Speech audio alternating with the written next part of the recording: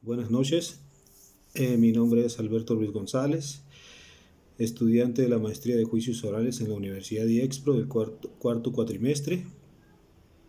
En esta ocasión vamos a hablar algo relativo a la sentencia contenida en la materia Taller de Simulación de Audiencias Orales 2 y vamos a analizar dentro del Código Nacional de Procedimientos Penales del 2014 los artículos 400 al 413 y la carpeta de investigación 0213-101-0201-2018 dentro del más bien relativo a los hechos del delito de homicidio calificado en grado de tentativa, y el análisis inicial que se hace es la identificación de las partes. Obviamente ya abriendo la audiencia, dando el juez el uso de la voz a las partes correspondientes. Se inicia, como decía, con la identificación de las partes, en este caso el acusado, la defensa, en este caso que fue particular, de acuerdo a lo que yo manifesté durante esta materia, el Ministerio Público, el ofendido, la víctima y los asesores jurídicos públicos adscritos a la Comisión Ejecutiva Estatal de Atención a Víctimas, que cada estado lo debe de tener. En este caso se tiene. Iniciamos con el análisis de la sentencia, que vienen siendo los antecedentes del caso, es decir, los hechos, una narrativa de los hechos que sucedieron el día en que fue detenido el señor Israel Gómez Sánchez. Posteriormente se determina, o más bien se puntualiza, que el auto de apertura de juicio se dictó en determinada fecha. En este caso yo le puse para mi ejercicio el 10 de noviembre del 2021. Se establece la competencia también de acuerdo al Código Nacional de Procedimientos Penales, obviamente derivado de la Constitución Política de los Estados Unidos Mexicanos, y la Constitución Política del Estado de Chiapas en este caso. Y obviamente se determinó, de acuerdo a la sentencia, desde mi punto de vista dentro del ejercicio, que el juez o el juzgado y el juez que desarrollan el juicio oral son competentes en todas las materias. Se continúa con el planteamiento del problema, que simple y sencillamente es de nuevo una narrativa más analítica de los hechos.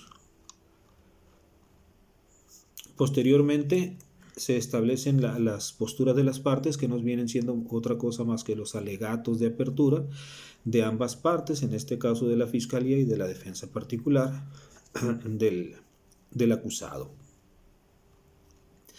Dentro de este procedimiento se tiene que respetar el principio de inocencia contenido dentro de la Constitución Política de los Estados Unidos Mexicanos en el artículo 20, así como también en el artículo 8.2 de la Convención Americana sobre Derechos Humanos.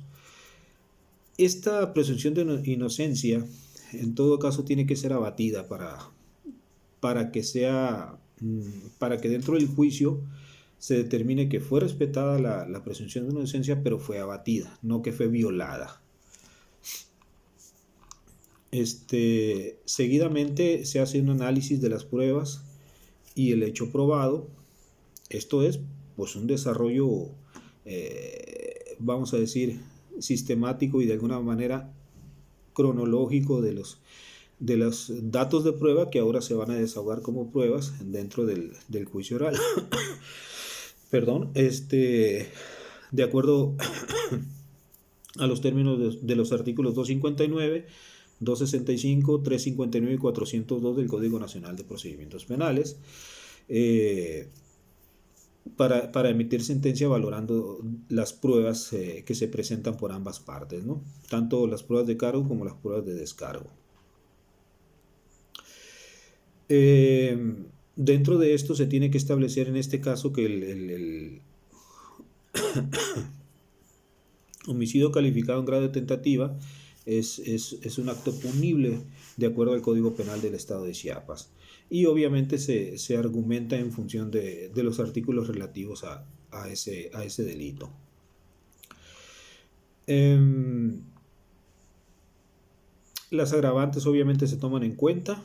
En este caso podría decirse que la premeditación y la alevosía, también los elementos del delito que son muy importantes, que establece que para este caso preciso del delito de homicidio calificado en grado de tentativa, que se realicen actos de ejecución idóneos tendientes a privar de la vida de una persona, lo que sucedió de acuerdo a la carpeta de investigación, y que no se consumó el hecho por una causa ajena al sujeto activo, no porque él no haya querido, sino simplemente porque se lo impidieron. Posteriormente, el siguiente punto a analizar dentro de la sentencia, o más bien para establecer la sentencia, es la tipicidad, la antijuricidad y la culpabilidad, que en estos casos, en este caso, perdón, están bien determinados. Estableciendo la responsabilidad penal, en este caso atribuida a Israel Gómez Sánchez, lo cual quedó establecido ya que su acto fue desarrollado, su conducta fue desarrollada de una manera dolosa y no se le violó su principio de inocencia.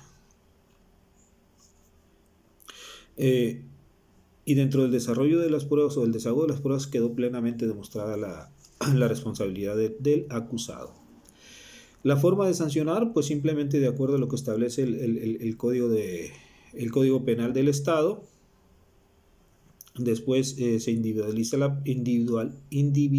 la pena. Se pueden establecer también sanciones accesorias como suspender los derechos civiles y políticos y otras que de acuerdo al análisis el juez determine, alguna recomendación, algún llamamiento para que corrija su conducta en lo futuro, que no reincida. También obviamente se le condena o se le debe de condenar a la reparación del daño, que en este caso particular se condena de manera genérica, ya que no se establecen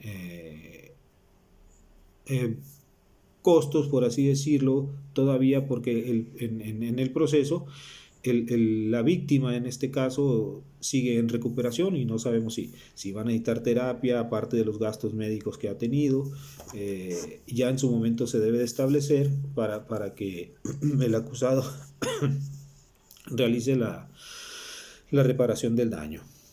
Es importante también establecer que al momento de dictar sentencia, las partes tienen el derecho de acudir al recurso de apelación, el cual tiene un plazo para presentarse dentro de los 10 días siguientes a la notificación de la sentencia. Esto lo establece el artículo 471 del Código Nacional de Procedimientos Penales. Disculpen un poco, pero ando un poco delicado de la garganta, nada más, nada grave, gracias a Dios. Obviamente en este proceso, atendiendo lo que dicta la Constitución, se le tiene que comunicar la sentencia a las partes y al juez de ejecución, que es importante para que él dé cumplimiento a la sentencia, a lo que ordene la sentencia. Finalmente, en el proceso se establecen, más bien en la sentencia, se establecen los puntos resolutivos de la misma, a las que el juez, en este caso único, llegó a determinada conclusión de acuerdo al desarrollo de todo el proceso.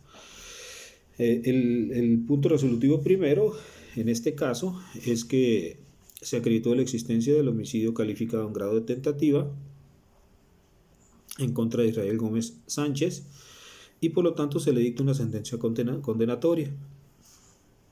Y en este caso, en el punto segundo resolutivo, se condena al acusado Israel Gómez Sánchez a una pena total de 33 años de prisión, la cual empezará a contar en forma y términos que determine el juez de ejecución después de haber sido notificado, y se le va a descontar el tiempo que ya ha sido retenido durante el proceso o durante esta causa. El tercer punto resolutivo es que se condena al acusado Israel Gómez Sánchez a la reparación del daño en la forma señalada, como decíamos, de manera genérica. El punto resolutivo cuarto establece que se suspenden a Israel Gómez Sánchez el ejercicio de sus derechos civiles y políticos. Y, por ejemplo, no puede votar ni ser votado. Ese es un ejemplo nada más. Hay otros que se determinarán en su momento, ¿no? El punto resolutivo quinto es una amonestación a Israel Gómez Sánchez, en este caso el acusado, para que, recomendándole que busque la forma de enmendarse, que no vuelva a delinquir, para no ser considerado reincidente y que en un segundo proceso, por ser reincidente, las penas serían más severas. El artículo sexto, lo cual considero yo que independientemente de todo lo demás que es importante también lo es, el que le hace a las partes al momento de notificar la sentencia que pueden interponer o presentar el recurso de apelación. Como dijimos, dentro de 10 días siguientes a que sean legalmente notificados de la sentencia. El punto resolutivo séptimo y último, una vez que cause firmeza esta sentencia, se le comunica al juez de sanciones y a las autoridades administrativas que intervienen en el proceso de ejecución para su debido cumplimiento. Y al final, en la misma sentencia, lo que básicamente en todos los procesos, no nada más penales, aparece, notifíquese personalmente y así lo resolvió y firmó el suscrito licenciado, juez de juicio oral, de acuerdo a tales artículos del Código Nacional de Procedimientos Penales y de la Constitución Política Mexicana de los Estados Unidos. Ese es el análisis que yo hago en este caso para emitir una sentencia. No es necesariamente algo fácil. Siento yo que me faltaron algunos puntos, pero pues en el proceso los iré checando o verificando o mejorando. Y no queda más que agradecerles la atención que han tenido en este caso para mi persona, supongo que para todos los demás también. Pues espero mejorar esto cursando ya la parte que sigue, que sería el doctorado con la misma Universidad de IEXPRO. Muchas gracias.